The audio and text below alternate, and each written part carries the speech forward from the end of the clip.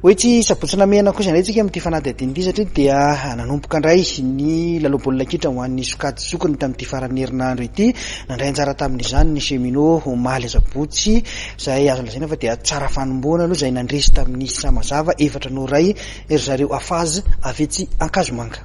Tsara fanombohana ny Cheminots manao akanjo mena eo amin'ny tournoi firaisankina ho an'ny lalao baolina kitra sokady zokiny izay karakarain'ny fikambanana mpikitra eto sabotsina mena.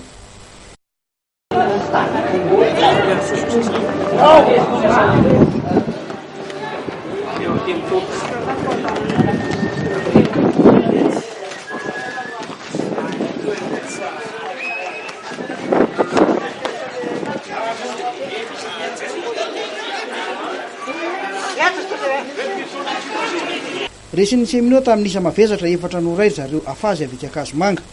Nanatompo teo amin'ny tanjaka sy ny teknika ny Cheminots tamin'ity lalao ity.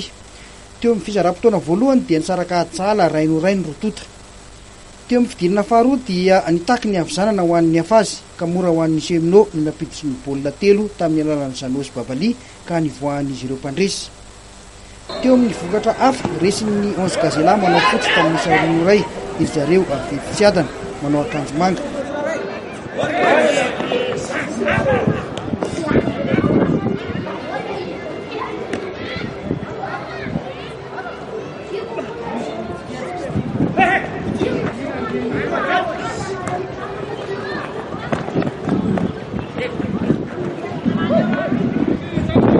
Mitohy amin'ny faran'ny herinandro izao indray ny lalao eny sabotsina mena.